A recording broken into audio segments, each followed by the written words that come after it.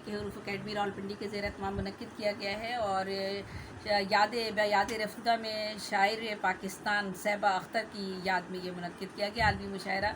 और सैबा अख्तर के हवाले से मैं मुख्तसर सी यहाँ बात करना चाहूँगी, क्योंकि हमारे जो मुशायरे हो रहे हैं उसमें हम मुख्तलिफ़ मौज़ूआत पर बात भी करते हैं और उनको हमारे दीगर शौरा भी उसमें शिरकत करते हैं। लेकिन आज चूँकि हमारा मुशायरा काफ़ी तवील था तो सिर्फ मैं ही अपने बात करना चाह रही हूँ सैबा अख्तर के हवाले से। हमद के उनके चंद अशार और उसके बाद आगे बढ़ूँगी मैं। तमाम हमदो सना के लायक वही खुदा जो है बरगज़ीदा, वही है तारीफ़ फ़न के काबिल, उसी पे कुर्बान हर कसीदा। और यहाँ मैं ये बताऊँ कि पीटीवी पर पहली मर्तबा ये सैबा अख्तर की नात जो थी ऑन एयर जब की गई तो उन्होंने कहा कि दफ़ का इस्तेमाल किया जाए, और ये पहली मर्तबा हुआ कि दफ़ के इस्तेमाल के साथ जो थी ये नातें और जो कलाम था इस्लामी वो पेश किया गया। इसके बाद मैं उनकी नात की तारीख़ के हवाले से बताना चाहती हूँ कि जो उनका कलाम है उसमें सिर्फ मैं हवाला ही दे रही हूँ। तू तजल्ली, नात के उनके चंद अशार। तू तजल्ली दर तजल्ली, आसमां दर आसमां, तू सितारा दर सितारा, कहकशां दर कहकशां, फ़र्श से ता अर्श थी तेरी मसाफत बेगुमा, साबितो सय्यार भी ठहरे तेरे कदमों की धूल, या मोहम्मद या रसूल, या मोहम्मद या रसूल। अर्श की ताबिंदगी थी तेरे आला मर्तबी, किसको हासिल हो सकी है ये सितारा मनसबी, वो शहे महराज तू है जिसकी खातिर ए नबी, गर्दिशों ने सांस रोकी वक्त ने बदले असूल, या मोहम्मद या रसूल, या मोहम्मद या रसूल। और सैबा अख्तर के हवाले से उनका असल नाम अख्तर अली रहमत था। सैबा आपका तखल्लुस था, आपके वालिद रहमत अली मारूफ ड्रामा नवीस, शायर और स्टेज की दुनिया के नामवर हदायतकार और फ़नकार थे। आपकी पैदाइश कश्मीर में हुई, लेकिन आप कश्मीरी नहीं थे, नस्लन पंजाबी थे, लेकिन आप पंजाब में भी नहीं रहे, बल्कि जब आप 5 बरस के थे तो अपने वालिदैन के साथ कलकत्ता मुंतकिल हो गए, फिर यूपी के शहर बांसबरेली चले गए। आपके वालिद को आपके दादा ने स्टेज की दुनिया में जाने पर जायदाद से आग कर दिया था। यूँ नाजुनाम में पाला हुआ शख्स दुनिया की ठोकरों में आ गया और इसी सदमे के बाइस आपके वालिद फालिज के मर्ज़ में मुब्तला होकर जिस्मानी तौर पर मफलूज होकर मुंबई की एक तंग व तारीक कोठरी में तन्हा व बेयारो मददगार मौत की गोद में सो गए और वहीं मदफून हुए। सैबा अख्तर अपनी वालदा और एक बहन के साथ कराची मुंतकिल हुए और यहीं पर आपकी बहन की भी शादी हुई और आपकी भी। आपके 6 बच्चे अजीम, आज़म, नदीम, रुबीना, शैला और समीना। आपकी शरीक हयात सैयदा अख्तर बड़ी बाहिम्मत, बहौसला और अदब से शगफ रखने वाली खातून थी। आपने क्लर्की की मुलाजमत से इब्तिदा की और फूड डिपार्टमेंट में अफसर के ओहदे तक पहुँचे। माजी भी मेरे साथ है, फ़रदा भी मेरे साथ, एहसास में कदीम हूँ, इजहार में जदीद। मैं अगर नकारे दुनिया नहीं तो क्या हुआ, अपना लहजा, अपना फ़न, अपनी सदा रखता हूँ मैं। मुझे नहीं ना सही मुझे थोड़ा सा हो अदू को चैन नसीब, मुझे नहीं ना सही हो अदू को चैन नसीब, बशर का दुख है मुझे, मैं बशर गजीदा सही। दिलो निगाह का अफलास साथ है सहबा, दिलो निगाह का अफलास साथ है सहबा, किधर चले हो पहन कर लिबास अमीराना, निगाहो दिल का अफलास साथ है सहबा, किधर चले हो पहन कर लिबास अमीराना। और आपकी ज़िंदगी के 3 महवर थे और आपकी शायरी के भी, जिनमें बुनियादी इश्क, औरत, किताब और पाकिस्तान। औरत से मुराद जन्म देने वाली वो माँ जिसने शौहर की वफ़ात के बाद अपनी बेवगी, तंगदस्ती, अफलास और रिश्तेदारों की बेरुखी के बावजूद अपने 6 साला बेटे की बल पर ऐसी उसे तालीम और तरबियत की कि वो शायर पाकिस्तान के लक़ब से तारीख़ अदब का ज़िंदा व जावेद बनकर उभरे। किताब इश्क के हवाले से सैबा अख्तर ख़ुद कहते हैं कि मुझे अपनी ज़िंदगी की कोई रात ऐसी याद नहीं जिसमें मेरे साथ किताब ना हो। आपका तीसरा इश्क पाकिस्तान से था। जब आप इस्लामिया इंटर कॉलेज बरेली में 8वीं या 9वीं जमात के तालिब इल्म थे, तभी से पाकिस्तान की मोहब्बत का आगाज़ हुआ। इस सरजमीन को आप खुदा का रूप कहते थे और सरजमीन पाकिस्तान को आँखों का एक मुक़द्दस ख्वाब समझते थे। यही तीनों इश्क आपकी शायरी की बुनियाद थे। एक लफ्ज़ और हज़ार माने की जुस्तजू, एक शेर और लाख ख्यालों का एहतमाम। मैं कारे फ़न में था यकताए फ़न मगर सहबा, मुझे तबाह किया कारोबारे दुनिया ने। जी भर के दास्ताने गमे दिल लिख न सका, दुश्मन मेरे कलम का गमे रोज़गार था। शोहरत के बाज़ार में सहबा अपने शेर न लेकर जा, कुएँ गुमनामी से निकल जो भी है रुसवाई है। कुएँ गुमनामी से निकल कर जो भी है रुसवाई है। और सैबा अख्तर जब 8वीं क्लास में थे तो अपनी उन्होंने पहली नज़्म सुबह के नाम से लिखी और अपनी वालदा को सुनाई। تو انہیں اپنے شوہر جو کہ ایک معروف شاعر اور فنکار تھے، ان کے لمحات یاد آ گئے اور ان کے انجام سے وہ آبدیدہ ہو گئیں. اور اس موقع پر لیکن صبا اختر کی جو نانی تھی، انہوں نے ان کی حوصلہ افزائی کی. آپ نے بہت ہی کم عمری میں جوش، اقبال اور میر تقی میر کو پڑھا. شاعری وراثت میں ملی تھی، قادر الکلامی اور زود گوئی کے ساتھ شعر کہنے لگے. لیکن آپ خود کہتے ہیں کہ کوئی مجھے شاعر مانے یا نہ مانے، کوئی اخبار رسالہ میری غزلیں کبھی شائع نہیں کرتا تھا.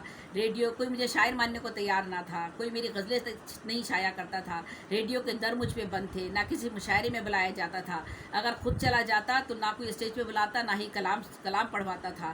ایک دن آرام باغ میں مشاعرہ تھا. مشاعرے کے ٹھیکیدار ایک دوسرے کو بڑے بڑے القابات سے شعر پڑھوا رہے تھے. قریب تھا کہ مشاعرہ ختم ہو جاتا. میں زبردستی اسٹیج پر چڑھ گیا. سیکرٹری مشاعرہ روکتے رہ گئے. میں نے مائک جھپٹ کر اعلان کیا، حضرات، میرا نام صیبہ اختر ہے، میری نظم سماعت فرمائیے. اس لیے کہ یہ تو نہ مجھے پڑھوانے کے لیے تیار ہیں اور نہ ہی یہ مجھے کبھی موقع دیں گے. کچھ لوگوں نے جملے کسے اور کچھ لوگوں نے حوصلہ افزائی کی. کلام ختم ہوا تو تمام پنڈال تالیوں سے گونج اٹھا اور تمام لوگ کھڑے ہو گئے. یہ مشاعرے میں میری پہلی سرکشیدگی تھی اور میں نے زبردستی اپنا حق چھین لیا تھا. نظم لکھنا، ضبط و تحمل، مسلسل ریاضت. یہ بات یہ ہے کہ دیکھیں، ہم سب کو ایسے ادوار سے گزرنا پڑتا ہے اور اتنے بڑے مقام تک پہنچنے کے لیے لوگوں کو کن کن تکالیف کا سامنا کرنا پڑتا ہے. نظم لکھنا ضبط و تحمل، مسلسل ریاضت اور مستقل مزاجی کے متقاضی ہے. یہ ایک مشکل فن ہے جس میں وسیع ذخیرہ الفاظ کے ساتھ دماغی مشقت، عالمانہ محنت، فاضلانہ بصیرت، نکتہ آفرینی اور بلیغ خیالی درکار ہوتی ہے. اس کی وسعت بیان میں بنیادی خیال کی اہمیت، فکر کا اظہار، مکمل ابلاغ اور روانی کی ضرورت پڑتی ہے. نظم پورے عہد کی عکاسی کرتی ہے اور زندگی کے مختلف پہلوؤں کو سامنے لے کر آتی ہے. نامور شعراء مولانا روم، فردوسی، جامی، حفیظ جلندری، غالب، اقبال، حالی، مومن، بے شمار کا ذکر ہے. سچل سرمد، بٹائی، خوشحال خان خٹک، شیخ حیات، سب نے یا تو نظم گوئی میں اپنا نام بنایا یا مثنوی کی بدولت عظمت اور شہرت پائی. عالمی سطح پر بھی نظم کی دنیا بہت وسیع ہے. تلسی داس، گوئٹے، ملٹن جیسے عظیم شاعروں نے بھی نظم نگاری میں ہی نام پیدا کیا ہے. اردو شاعری کی عظمت صرف غزل ہی کی مرہون منت نہیں ہے. نظم کے بغیر اردو شاعری بہت بے مایہ اور تہی دامن ہے. یہی وجہ ہے کہ صیبہ اختر نے نظموں کی عظمت اور سربلندی کو برقرار رکھا اور نظم گو شاعر کی حیثیت سے اپنا جداگانہ مقام بنایا. میں ان کی یہاں پر ایک نظم ہے اعتراف، ذرا سا اس کو پیش کرنا چاہوں گی. کچھ اشعار اس کے. عزیزان وطن، میں ایک دنیا گھوم آیا ہوں، کہیں رویا کہیں نوئے بشر پر مسکرایا ہوں. مجھے پھولوں کی خواہش تھی مگر میں زخم لایا ہوں. میرا ہر زخم کہتا ہے وطن والوں کو سمجھا دو کہ پاکستان سے باہر ہمارا کچھ نہیں یارو. سرے مغرب بہت انسانیت پر بولنے والے، کہاں انصاف کا در غیر پر ہے کھولنے والے. یہ رنگت کی ترازو میں بشر کو تولنے والے، تمہیں انصاف کیا دیں گے بشر کے حق کے مت والو کہ پاکستان سے باہر ہمارا کچھ نہیں یارو. یہ گلشن، یہ بہاروں کا سما کوئی نہیں دے گا، یہ سورج، یہ ستاروں کا جہاں کوئی نہیں دے گا. زمیں کھوئی تو تم کو بھی اما کوئی نہیں دے گا. وطن یہ مٹ گیا تو تم بھی مٹ جاؤ گے نادانو. اسی کو زندگی سمجھو، اسی پر زندگی وارو کہ پاکستان سے باہر ہمارا کچھ نہیں یارو.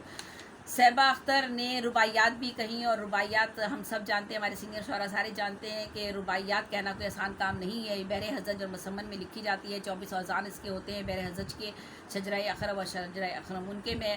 اس میں رباعیات کے حوالے سے سب سے بڑا نام تو عمر خیام کا ہے، لیکن ہمارے عہد میں محسن اعظم محسن ملیح آبادی جی کراچی میں ابھی حیات ہیں ماشاءاللہ سے، اور دنیا میں اس وقت سب سے زیادہ رباعیات کہنے والے شعراء میں ان کا شمار ہوتا ہے. انہوں نے 12,000 کے قریب رباعیات کہی ہیں.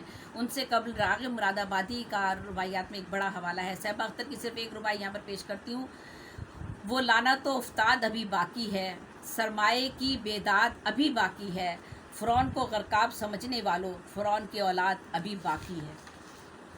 اور ڈاکٹر مظہر حامد نے اردو نظم پر اقبال کے اثرات کے موضوع پر جب پی ایچ ڈی کیا تو انہوں نے صیبہ اختر کے کلام کا بھی تجزیہ کیا، اور انہوں نے کہا کہ صیبہ اختر کی طویل نظموں کا مزاج اور آہنگ میر حسن کی سیر البیان، شوق قدوائی کی زہر شوق، پنڈت دیا شنکر نسیم کی گلزار نسیم سے ملتا ہے. اور صیبہ اختر کی طویل نظموں کے موضوعات اقبال کی فکر اور اسلوب سے اس قدر مشابہ ہیں کہ اقبال کے ہاں ڈرامائی طرز پہ نظمیں ہیں اور صیبہ اختر کے یہاں ڈرامہ رنگ محل، دوسرا ڈرامہ تاب دوام، ایک مغربی ڈرامے سے ماخوذ ہے. صیبہ اختر کی نظم لوری بھی اسی اظہار کا ایک طریقہ کار ہے. تو میں لوری یہاں نہیں پیش کرتی ہوں، آگے جاتی ہوں.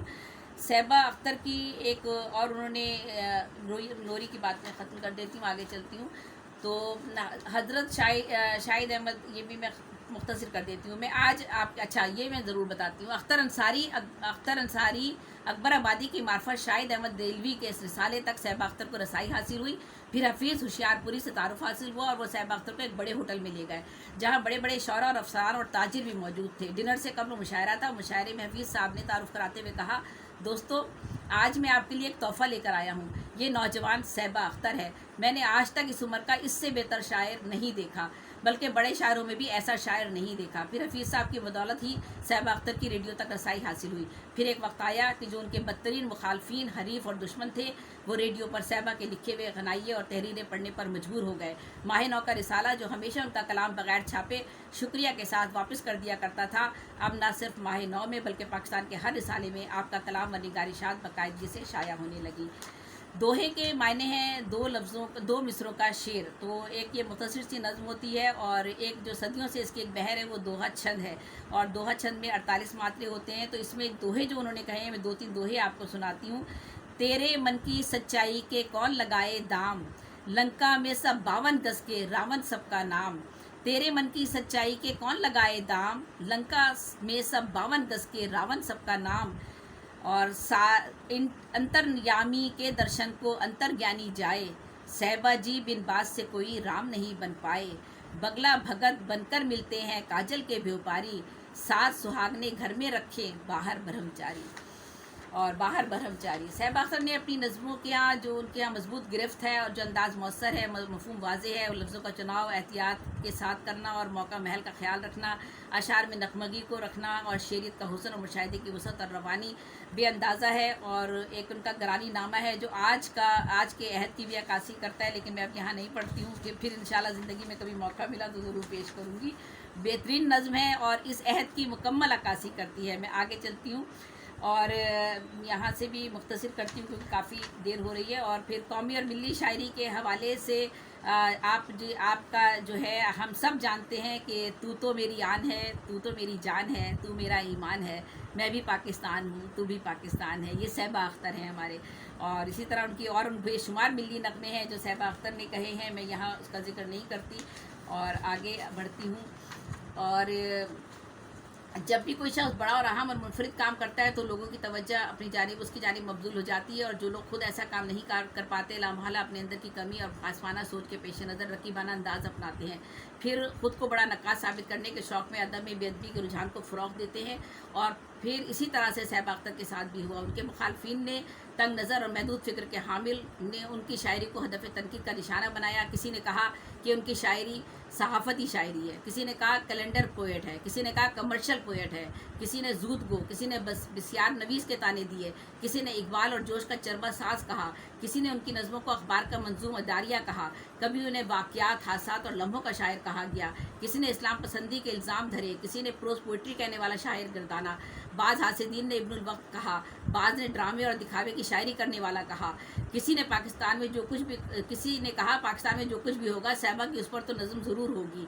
इन सब के जवाब में सहबा अख्तर ने कहा, उनको मेरे अलूए सुखन से है क्यों हसद, माचिस की तीलियों के बराबर हैं जिनके कद। क्या मेरे इंतखाब को दुनिया करेगी यद, क्या मेरे इंतखाब को दुनिया करेगी रद्द, मैं अपनी पुख्तगी नज़र से हूँ मुस्तनद।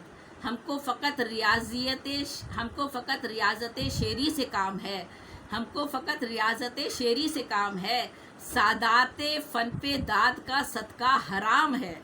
हमको फ़कत रियाज़त शेरी से काम है, सादाते फ़न पे दाद का सदका हराम है। तो बेशक जो लोग काम करना चाहते हैं, मैं यही ख़त्म करती हूँ, जो लोग काम करना चाहते हैं वो काम करते हैं और उनके दौर में उन पर बहुत सी तनकीदें भी होती हैं, बहुत सारी बातें की जाती हैं। ये बहुत बड़ा तवील मकाला है, लेकिन मैं बस यही मुख्तसर करती हूँ इसे। और मेरे कहने का और इस मकाले का पेश करने का मकसद भी ये होता है कि हमारे जो नौजवान शौरा या हमारे दरमियान जो हमारी अहद के शौरा हैं, अगर उनके सामने भी मुश्किलात आती हैं तो बिल्कुल भी मुश्किलात से ना घबराएं और ऐसे ही लोग हमारे लिए मशअल राह हैं। तो अब आप सदर साहब